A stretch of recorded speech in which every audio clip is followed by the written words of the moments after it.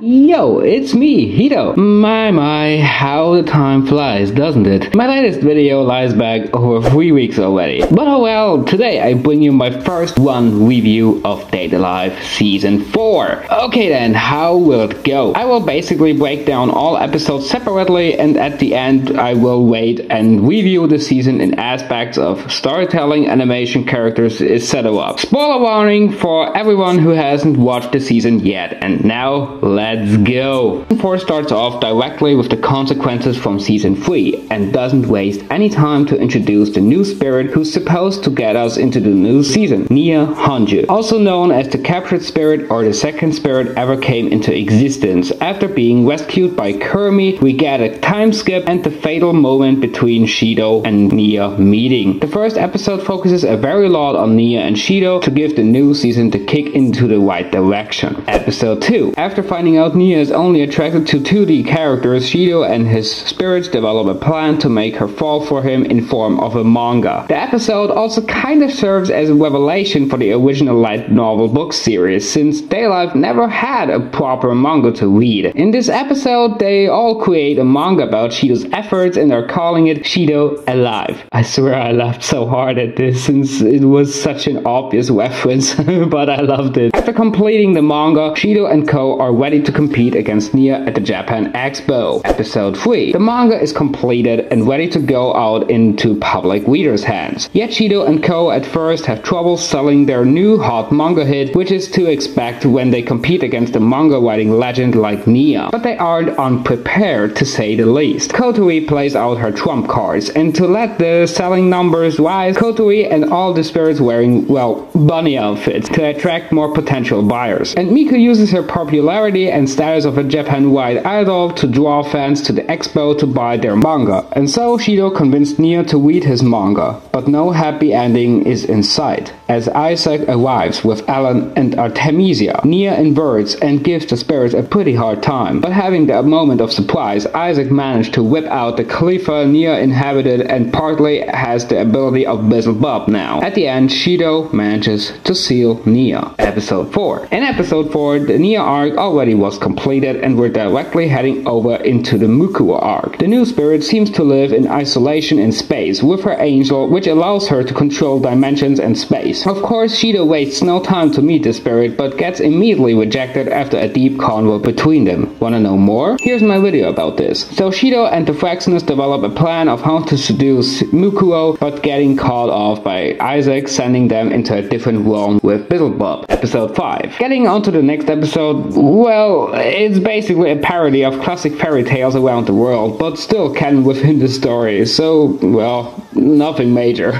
Episode 6. And here we're getting to the fun stuff. Kotori, the Fraxinus, the spirits, and Shido are getting ready to settle things with Mukuo for good, and get back in space to do so. At the same time, the DEM knows of Mukuo's location and tries to get her before Shido and Co does. A wild battle between all three fractions break out, resulting in defeating anything in sight to get to the goal. Shido manages to use Hanyo's kaleidoscope ability to copy Mikael in order to open Mukuo's heart. After feeling emotions again, Mukuo decides to take on Shido like he wanted to, going on a date with the mysterious space lady. Episode 7. Shido finally is on a date with Mukuo, ready to make his moves for sealing her. Unfortunately, Mukuo, well, likes him a bit too much. So much that she demands him to cut off his connections to all the other spirits and people he knows. Which, if you ask me, was the most humanly moment in the entire show. Mukuo simply isn't willed to share the man she loves with like 8 other girls, so in a way it was reasonable and understandable why she locked away the memories of everyone Shido knows. But inside Origami and Toka starts something to take over to reverse the damage Mukuo caused.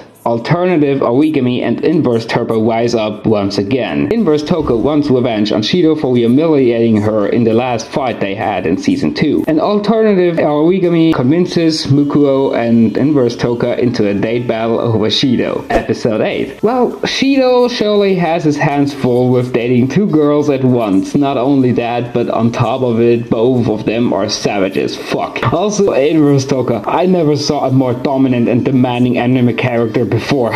We also get some intel about the Day Life lore through Inverse Toka, explaining the origin of spirits after the Spirit of Origin appeared. Now hearing that inverse spirits were the original form of a spirit 30 years ago. But we don't get much time to digest that, as Muko and Inverse Toka get into a fight and decide to settle this in their own style. Origami finally uses the battlesuit Bahamut to support Shido in his fight. Shido needs to find a way to seal them both without harming them, which is hard since Muko is also in her advanced astral dress mode. But he manages to get all the other spirits who did forget about him to help him out. And so Shido seals Muko, and Inverse Toka gives up control and lets Toka take over once more. Ending good, everything good, right? Well...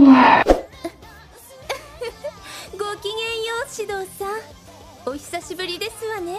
私、今日から復学することにいたしましたの。よろしくお願いしますわ。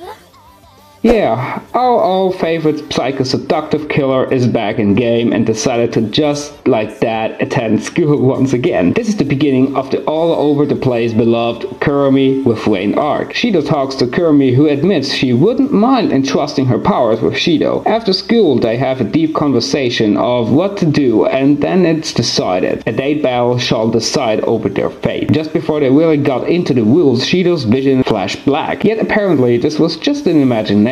Anyways, if Shido falls for Kurumi, she, like she originally has planned, divorce Shido to get his energy. If Kurumi, on the other hand, falls for Shido, he is allowed to seal her powers. So yeah, the stakes are pretty high. The first date is a typical walk to school, which showcases their both abilities and experience with handling the opposite gender. The first round ends in a tie. Episode 10. This Shido gets also attacked by Nibblecoil in the middle of the night, but that seemed to just be a dream. It's also Valentine's Day, where every spirit makes chocolate for Shido, Kurumi included. And something which was hilarious to see was the adult form of Kotori and Yoshino, very entertaining to say the least. Episode 11. A nostalgic trip back to the past. Mostly this episode references a lot of key moments from the Kurumi arc in season 1. Kurumi stating she is indeed curious about what the Kurumi clone who fell for him actually thought and felt. Shido goes back to the lingerie shop with Kurumi, basically reliving the first date he did go on with her. At the end, they both gifting each other with chocolate for Valentine's Day, and Shido asks what happened to Kurumi that she wants revenge on the Spirit of Origin this bad.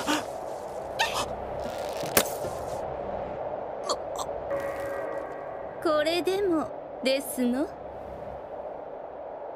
それでもだ。 Kurumi destroys all the cameras from Praxinus, destroys Shido's earpod, and asks if he still wants to know, which he replies to with yes. We are now presented with Kurumi's past. 30 years back in the past, we see Kurumi how she used to be and encountering the Spirit of Origin. But if you want a detailed thing about this, watch my latest video I released just before this one. Episode 12. The date battle ends without a real conclusion, but with Kurumi begging Shido to let her devour him fully, trying to convince him that it's only for the world's, his and Saw's sake, to rewrite history and making the world a better place for everyone involved. Yet she can't stand the fact that she can't offer him anything in return. She's literally asking for his life, and so she decides to offer him, and I quote, everything of me. Yes, you heard me right. Kurumi was about to do it with Shido before she divorced him and ends his life. Nibblecoil interrupts, however, this deep moment, and Kurumi is able to make her flee, but is exhausted now. Just when the eye patch Kurumi clone returns to explain the situation to Shido. Remember what I just said a few minutes ago? Just before they really got into the rules, Shido's vision flashed black, yet apparently this was just an imagination. Yeah, this wasn't just imagination. Shido died in both of these moments, and Kurumi reversed time, or better used WAF to save him. But not only 2 times. Shido died 204 times. Get this, he died 204 times, and Kurumi always used the bullet WAF to save his life. After Shido died like this the first time, all other spirits inversed and caused chaos and destruction, and Kurumi having a fully mental breakdown. even resulting in kissing Shido, which gave her the ability of Love back. It's explained after Shido saved him on the roof in season 1, she opened her heart to him at that moment, and as thank you, she kissed him, which sealed Love away inside him.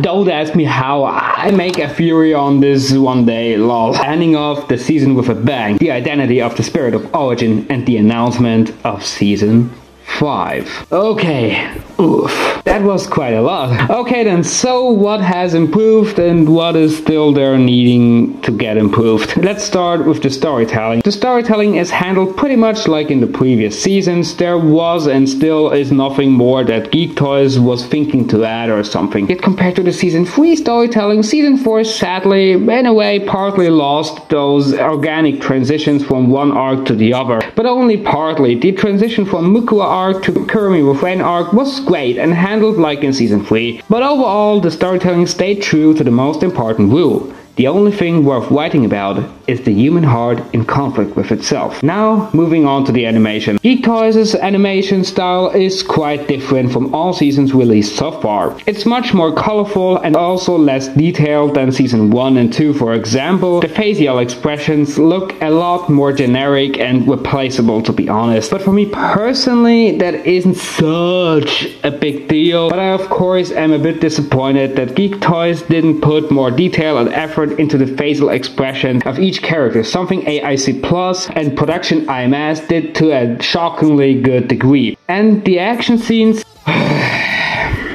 well, what should I say? Geek Toys used a very lot of CGI to visualize most bigger fight scenes, and you know what? That was not a good idea. Here, look at this. What the f is that? For f***'s sake, what is this? In terms of action scenes, the season sadly more misses than hits, which is a shame when comparing to season 1, 2 and 3 even. The soundtrack is mostly godlike, so that's what you expect from the Date A Live franchise, and the world building also is, well, nothing major like always. So overall, Date A Live 4 gets a 7 out of 10 for me. If the fight scenes would have been properly animated with 2D models instead CGI, the season easily would have got 8 to 9 out of 10 for me. But hey, no one can be perfect and the season still was great. I hope that Date A Live 5 will turn up the heat even more. That was my first one review. If you want to, please tell me your opinion on this topic in the comments down below. And with that being said, till next time.